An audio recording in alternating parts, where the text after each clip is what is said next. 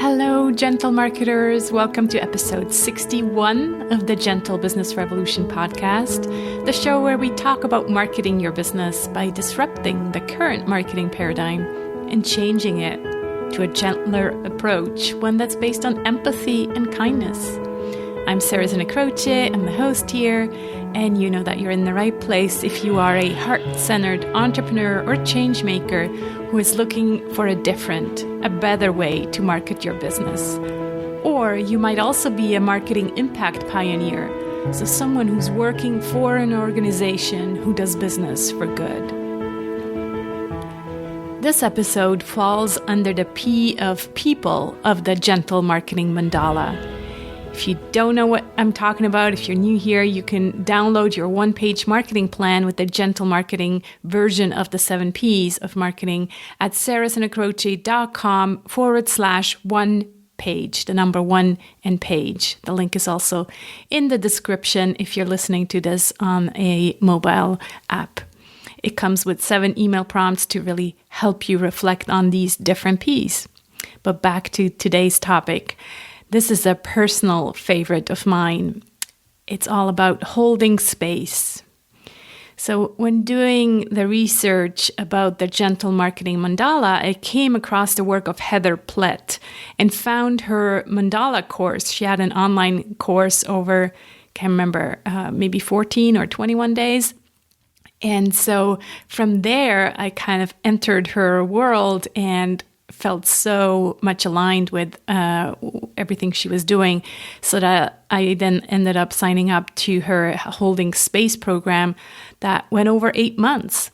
And Heather really made holding space her area of expertise, and boy, is she good at it. So now she has published her first book called The Art of Holding Space. And it gave me a chance to invite her onto the show. So in our conversation, we discussed some questions that came up for me when I was reflecting on holding space. So first, like a definition, what does holding space even mean? Can we hold space for the being and the doing in business? So obviously there is a whole kind of area of holding space for yourself. So that's kind of the inner work that everyone needs to do for themselves, or not do. Maybe it's funny how we always go back to doing, but it's work that needs to be done, but the doing is more about the being, right?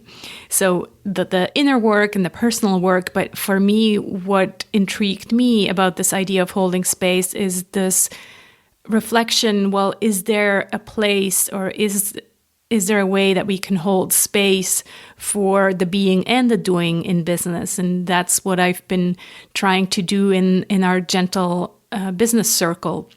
So really get to know each other as people and our feelings in the being part, because as entrepreneurs, I'm not going to go back to the dance between the being and the doing, but there's always, obviously, we bring our whole self to the equation, to business.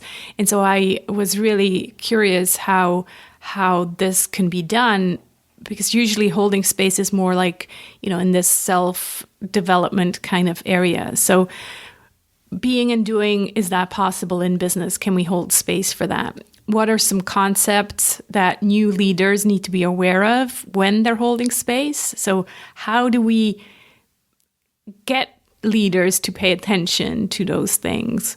We also talk about the role of the circle. Heather is following a concept that's called the circle way, and she'll explain that.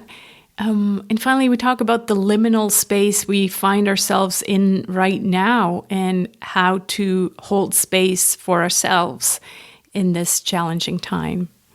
So before we dive in, let me tell you a bit more about Heather. Heather Plett is the author of the book, The Art of Holding Space, A Practice of Love, Liberation, and Leadership. and the co-founder of the International Center for Holding Space. She is an international speaker, facilitator, writer, and lifelong learner whose work has been translated into a dozen languages and quoted in such notable publications as Harvard Business Review. She has trained people from 6 continents, both in person and online. Before launching her work in holding space, Heather worked in leadership and communications in government and nonprofit. She lives in Winnipeg, Manitoba, Canada, with her 3 daughters. All right, so let's welcome Heather and really hold space for her. Hi, Heather. It's so good to speak to you today. I'm so excited for our conversation. Hi there. I'm really delighted to be here today. Yeah. So I was just kind of telling you offline how our paths kind of crossed. And I just want to quickly retell the listeners as well. So when I came up with the Gentle Marketing Mandala, I was looking for information on mandalas, and I came across your mandala course. And so that's how I entered your world, and then created the Gentle Marketing Mandala. And from there, got your newsletters, and then attended your Holding Space program. And so here we are today talking about your new book that just came out, The Art of Holding Space. Yes, thank you. So that's been a bit of a long journey because my mandala program preceded the holding space work by a few years. So I know, yeah.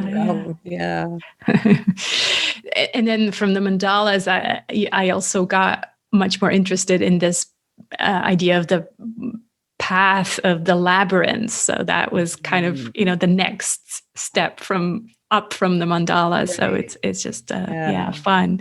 So we'll get into your book in a second, but I just want to read this extract from one of your recent newsletters, which, by the way, I highly recommend my listeners subscribe to. I guess they can find that on your website. Yes. Yeah. So that's just your name. I now have 2 websites. HeatherPlett.com is my personal writing website. And then we've just launched the Center for Holding Space.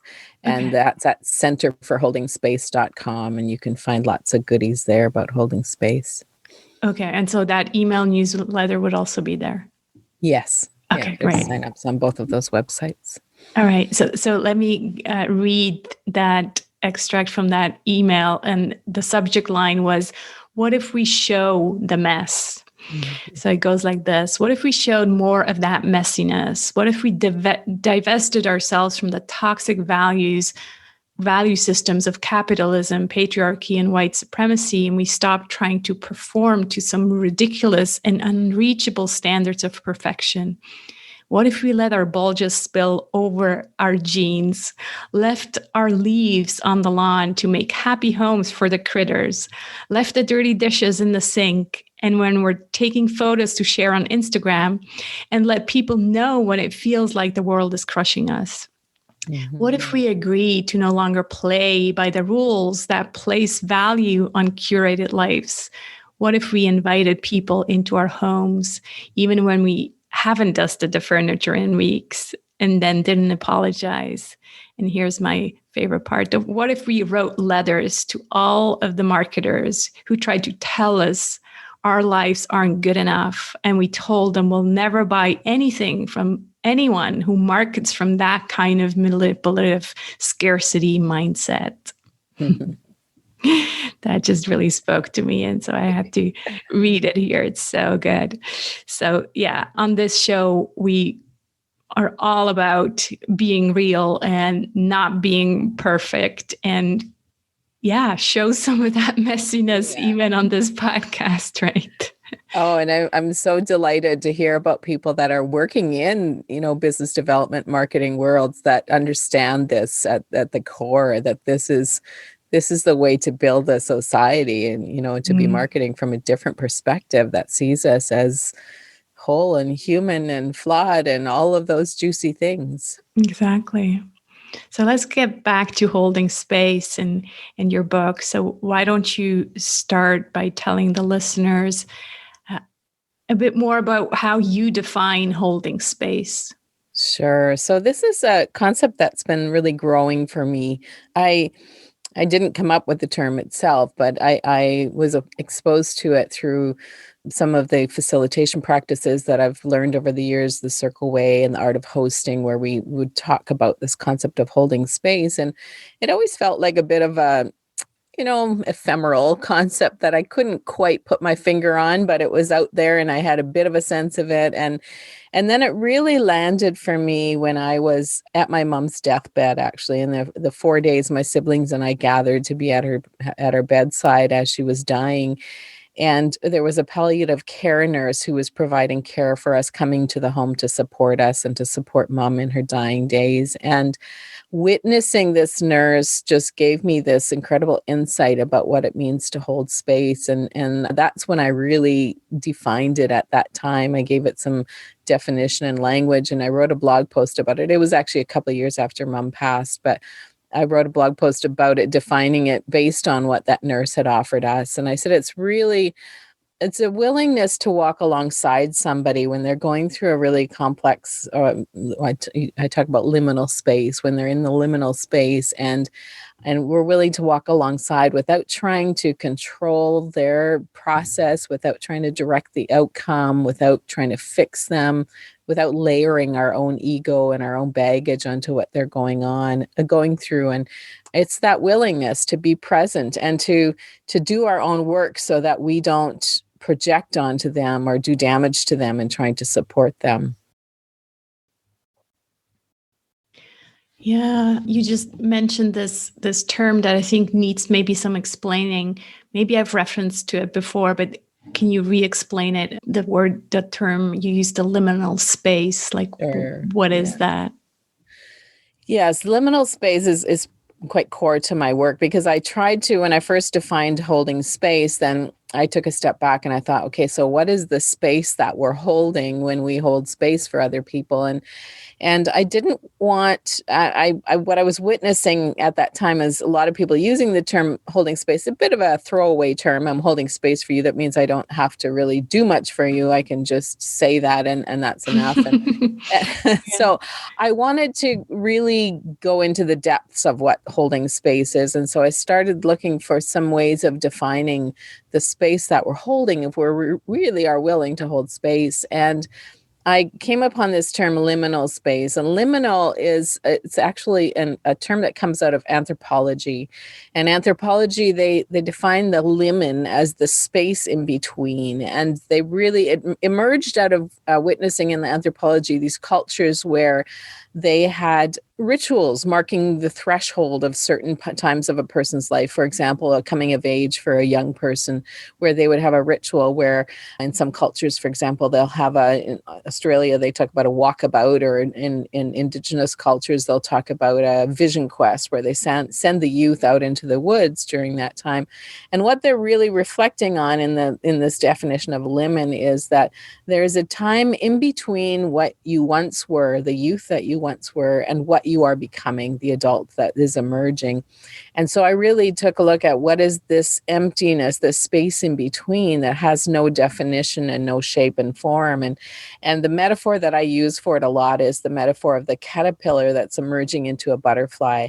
It has to go through transformation. It has to go through a surrender to the chrysalis, where it is unformed. And they say in a chrysalis, there's just a goo-like substance that is neither caterpillar nor butterfly. It's a nothingness. And so what I reflected on is that when we are holding space for each other, we have to hold space, create a container that holds them in that place of falling apart and deconstructing, so that some new story can emerge. Mm-hmm. So you talk about the caterpillar. You also talk about something in your book that I think you call the authenticity spiral. Mm-hmm. How do is this the same kind of personal transformation, or how are they different? There's a lot of similarity between those two, and I debated whether to just use one or the other. But the authenticity spiral, it's a little more reflective of what we go through in terms of when we're emerging into a more authentic life. And what I used as the visual metaphor for that is a labyrinth, where we take a journey into the labyrinth to discover something, find our true selves essentially, and then emerge back out of the labyrinth with a greater sense of who we are. So it's really reflecting on, especially, and most of us sometime in midlife, we discover that we're not really living authentically. And we very often, what's happening when we're not living authentically, it's because all of our childhood, all of our growing up needs, we gave up our right to live authentically so that we would have access to our primary needs of safety and belonging. So whether it's our parents who are disciplining us for misbehaving, or our teachers that are telling us the rules of the classroom, we're forever trying to figure out how to live in alignment with the culture and the family we're living in so that we are safe and we have a sense of belonging. But that can mean that we strip away parts of ourselves, of who we are and how we show up in the world, and find ourselves somewhere in the middle of our lives not sure who we are. We're maybe in careers that don't quite fit. We're maybe in relationships that don't serve the real needs that we have. And so we have to begin this journey. And this is where I've defined this spiral of authenticity, where we're going inward. We're taking a step over a threshold, essentially a liminal space, into this unknown space of discovering what's our real identity? How do I want to show up in the world? And I see that as a going inward so that you can then come back outward to live authentically and to live out your calling or purpose or vocation in whatever feels true for you. Wow, I got goosebumps because it feels like you just described the gentle marketing book that I wrote this year during the lockdown. It's truly that journey, and I actually used the labyrinth also. And what you just described can be used for, the personal transformation, but I apply it to the authenticity that we feel in business as well, meaning that we can show up as, I say, I felt like I was wearing this mask all the time. I felt like I was, being someone that maybe was expected of me in the business world, and then walking through the labyrinth and taking off that mask and finding your true self in order to bring that forward in marketing. Yeah, I can so relate to that too, because I've built my own business over the last 9 years too. And early on in the business, I would read marketing books, and I would read, and they would all talk about how you had to present yourself and put yourself forward, and none of it felt authentic for me. And Right. It's funny, I had one friend who would call me out on it. Anytime she saw me write a blog post that didn't feel authentic, she was like, you're trying to do what the marketing experts are telling you, right? Yeah. It was kind of good to recognize that. It's like, oh yeah, that isn't the real authentic voice that I want to speak in. And so I'd have to reject that. And there were times when I thought, oh, this means I'm not going to make much money at this. But it was once I really leaned into that authenticity that people started paying attention. And that's when people heard my voice. And that's when, the blog post I talked about holding space with my mom dying, that's the one that went viral. And that came not out of a place of trying to market myself in the perfect way. It came out of a place of just sharing what's authentically in my heart. And that's what really launched my business in a real way, like pretty significant way. Yeah, it's so interesting. You weren't trying to apply all these tricks and manipulations. No. How can I get the most views for this blog post, right? No, I had no concept of that when I was writing it. It wasn't even in my mind at all. And so, yeah, you're right. Sometimes when we totally set those things aside, that's when the real beauty can shine. Mm-hmm. Yeah. And it's at the same time, it's understandable that we want to, kind of do what we think or what other people tell us, oh, this is going to work. And so you're like, well, I guess if they found success, I have to try it as well. But yeah, it just always feels like it's not aligned with your values. And that's where this kind of rupture, I think, with your authentic self happens. Yeah, I think so too. And that's where I keep equating it back to this our primal needs for safety and belonging. And you can put into those needs the need to pay the bills and feed our kids. And some of our safety is around, our business needs to succeed so that we have the income to pay the bills. So those are all really primal and really, core to our needs. And so we have to acknowledge those and allow those needs to feel heard in us, essentially, and not push them away because they are valid. But at the same time, if we only listen to those needs, then we'll make choices based on only those needs, and we'll deny ourselves our core authenticity. So going back to holding space, I remember when I first attended your program, I felt quite intimidated by the fact that, or not intimidated, but I felt almost like ashamed that my story, there was no trauma in my life. There was no tragic event that brought me to the course. And it felt a bit like, that was very much what other people came with. And so I'm just, wondering, I was actually coming to the course because I wanted to see how we can bring holding space to, more groups and business and those kind of concepts. But clearly this concept can be used for a personal transformation and then also for a group transformation. So it can be, and I think your program is also set up that way, that first you learn how to hold space for yourself. Right. And then you learn to hold space for others, right? Yeah, people are often surprised when they come to that module in the program, because we start out with a module just on defining holding space, understanding what it is and how to do it for other people. And then the second module is about holding space for yourself. And what's revealed in that module often surprises people. That's when often the most resistance shows up, or the most, oh my gosh, I didn't realize I had to peel away some of these layers of recognizing what are my own limitations, what are the barriers that are getting in the way of me holding space. And we have a hard time being fully present for another person if we don't practice being fully present for ourselves.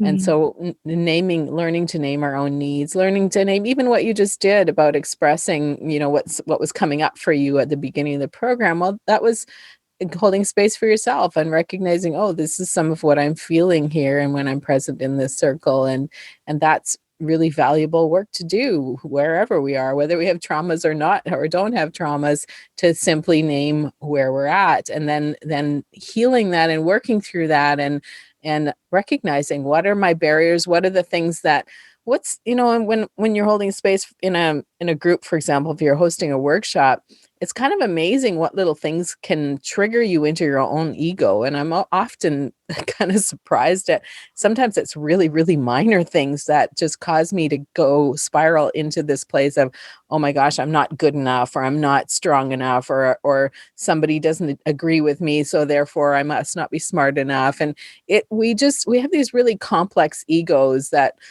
trip us on so many different, ways, are little stones in our path. And so recognizing that and learning to still those voices and learning to get out of that ego, practicing really being present and mindful so that we have the capacity to be present for other people is really critical work for this.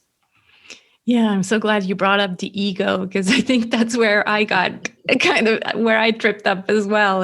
And then trying to implement the idea of holding space in business masterminds, basically. And then, kind of catching myself wanting to, kind of cut people off from talking too long and let's go back to the schedule. And it's like this, this left brain thinking that always thinks, but we can't possibly talk so much about, just how this person feels. Let's, I have this agenda that I have to get through. It's really interesting. Yeah, what you're talking about brings me back to a time when I was in leadership in the federal government. And we had gone through a really difficult, our leadership team, it was a regional leadership team so it was 3 provinces all flown together for a few days. And we were making really difficult decisions about how to cut our budget, and it was resulting in some of us having to cut some of our staff. And so I could feel this pain in the room, that there was, people were having a hard time thinking about, how am I going to go back home after these meetings and tell my staff that we're having to cut these positions, some people are going to lose their jobs. And we were dealing with it on such a, head level. And at the end of the meeting, I turned to the director and I said, it doesn't feel right to leave this room without talking a little bit about how we're feeling about this. Like, I could just, it felt like there was a bit of a trauma in the room at that moment. And one of the other managers turned towards me and he just said, feelings have nothing to do with management. Whoa. I was so shocked by that. And it really silenced me. And I didn't say anything more. And we left the meeting without talking about our feelings. But I stayed with that. I kept thinking about that. Like, was I wrong to want to create a space, to hold space for the feelings of these managers? And I don't think I was. And I think that's where sometimes I've just finished reading a book on organizational trauma. And I think that's where we sometimes allow trauma to go underground in our organizations, if we don't allow some of those conversations to happen in our business spaces, where it is purely about our personal feelings, but it's going to affect the way we do our jobs and show up for each other. If we don't address those feelings, sometimes it will change the way we can show up in relationships with our coworkers and people we work with. Yeah. So there seems to be this gap somehow with, the leaders that are in place now, but that maybe are missing some of these concepts and I don't know if you can call them skills, but definitely awareness to, hold space for meetings where there's place for feelings. So how are we kind of filling that gap? How are we moving on to a way to do business that allows space for that? Yeah, I think it's a paradigm shift for a lot of people that have been trained in more traditional kinds of leadership training. And I was one of them at one time, had been trained in lots of really good leadership workshops, but none of them really taught me how to support my staff that were in crisis, or how to hold space. It was a missing piece from any of the training I received. And I think back to one of my teachers, Margaret Wheatley, is a leadership writer and teacher. And she talks about how we need to move the paradigm of leadership from leadership as hero to leadership as host. And the hero is kind of the paradigm we're used to, but the leader's supposed to be in charge. They're supposed to know what they're doing. They're supposed to ride in on the white horse and save the day. And, and they're kind of infallible and they have to be strong and all of these things. But that's going to silence people, and it's going to cause people to lose their own sense of empowerment if they rely on the hero all the time. And so changing our paradigm, where we begin to talk about leader as host. Now the leader is like the host at a really good dinner party that's kind of paying attention to the room and kind of checking in. What do people need? How do I serve people so that they are at their best when they're in my workplace? And how do I keep them from, how do I support them if they're going through trauma? What's the role of leadership in terms of that kind of witnessing and support? And I think that's really the missing piece. And I would love to see more leadership programs that incorporate some element of holding space in their training programs. Yeah, I love that idea of host. Like, that feels so much more welcoming as well, right? Than having and I talk about the conscious client, even, until not so long ago, we always said the client is king. Mm-hmm. And even the client, in my opinion, doesn't want to be king anymore. They don't want to sit on a throne. They want to belong and be on the same level as, the companies they buy from or the entrepreneurs they buy from. And so I think it's, you mentioned paradigm shift. I think it's for everybody that these values are changing, and we want more inclusion rather than exclusion. Yeah, I think that I love that language that you're using around conscious clients, and I think back to it's Peter Block who wrote books on community, and he talked about how we need a movement away from thinking about everybody as consumers to thinking about them as citizens, and I think that's a little related to what you're talking about the conscious client is Mm-hmm. if we just see them as consumers, then we're just seeing them as a vehicle to make money from. Right. You're coming into my store, so I'm objectifying you as a client. But if I see you as a community member, as I see you as an important part of keeping our democracy going and keeping our culture going and keeping our community, then I begin to witness you differently, and I see your real needs. I don't just see you as a dollar sign walking through my door. And so yeah, it is a paradigm shift to rethink how we are in relationship with each other. Mm. A bit earlier, you mentioned something called a circle way.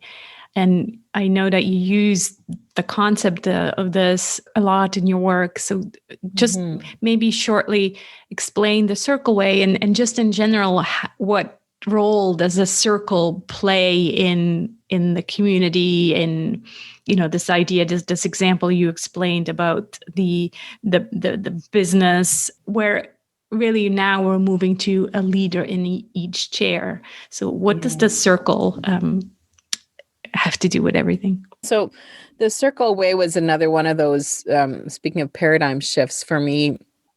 I was working in government when I first came across this teaching, and I was working in an environment where there was real top-down leadership. There was a toxic leadership, and I was on the leadership team, and I was really trying to influence it, trying to help people be better communicators, help the leaders communicate better with their team members, and but was really quite discouraged by what I was witnessing and the lack of capacity of the leadership. And I started looking for alternative leadership models and for some training that would help me to offer something into the workplace I was in at the time, and came across the teachings. First, it was Christina Baldwin and her partner Anne Linnea, and they teach a concept called the Circle Way. And I ended up taking some training and have become a really connected to that community. It's really important part of my work.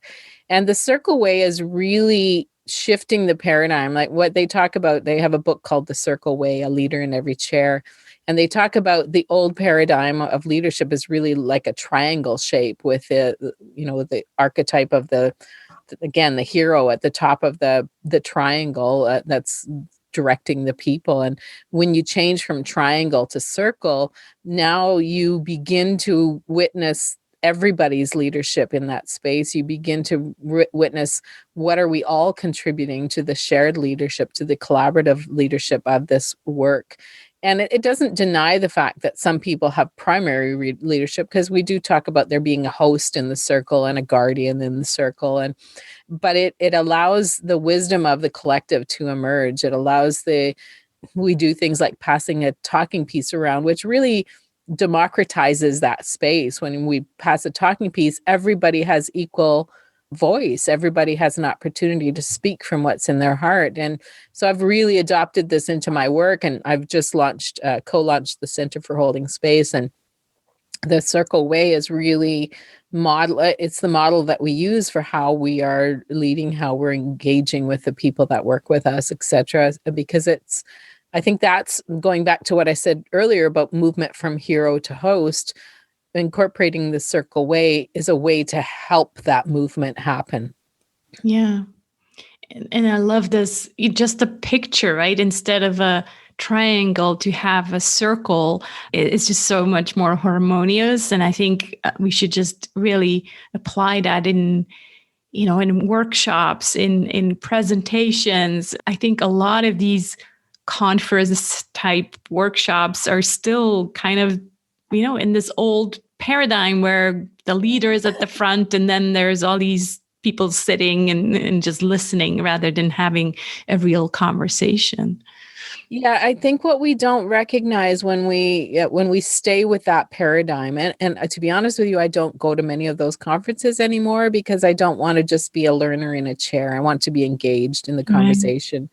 And what we don't recognize when we stay with that model and we don't question that model is we give up our own power. We Hmm. give it up to the person on the stage. We give up our own sovereignty essentially, and we accept this kind of model as the only way things can happen. And I don't agree with that. I've been to large conferences that are modeled with the circle way, and we're always in the collective and we're always in that co-learning space. And the one I used to attend every year called Authentic Leadership in Action, and we would have 500 people in a large circle, and it was multi-layered circles, but there was a consciousness around and not placing the guru as the only person bringing wisdom into the room. And it was remarkable to change that paradigm and change how people showed up in it. I love that. And I think I did see over this year, like if you, I think pre-COVID and now, can't say post-COVID yet, but the middle of COVID, people gotten used to having more conversations. Like I'm in a group where before it was just the guru talking and everybody else was just in the audience, and now everybody turns on their video, and there's more conversation than before. So I think things this year has really just allowed to, maybe change people's values and really understand like people want to contribute to the conversation and not just sit there and listen. Yeah, I think so. I think sometimes something like a pandemic serves as a bit of a wake-up call, and we gain a new consciousness about what do what what do we really want as a culture, and how do we become culture makers? How do we become, how do we shape the culture that we want to live in? And that's when people become empowered. And that's what I love to see is how do we empower the people that are used to just showing up and doing their job and forget that they have their own ideas. And I even when I worked in government and nonprofit, I would try to really consciously lead in that way that everybody had a voice, and we weren't just assuming that there was power only at the top, that power was a collective thing that we shared. Mm. Yeah, because really, we talked about liminal space for individuals, but right now, humanity finds itself in this liminal space, really, right? Mhm. So, how can we use what you talk about in your book to really evolve and return, hopefully, back to? I'm not just talking about, let's get rid of this virus, but back to a healthy relationship with Yeah. our planet, with Mother Earth. Oh, it's such a good question. I think that right now we have a unique opportunity to reimagine what is important to us. And when we have to stay home with our families and connect with people only online or whatever it looks like, we and stop flying so many places. And I travel quite a lot internationally, so I don't judge anyone for that. But when we are forced to kind of pause from that, then we can begin to think about what are our true values. Like, what do I miss the most? What I miss the most is connection and being in relationship and being with the people that I care about. And how do I put those values ahead of some of the consumer values or capitalism or, and so, yeah, I think as much as the disruption is hard to go through something like a pandemic, it's been incredibly hard and much harder for some people than for others.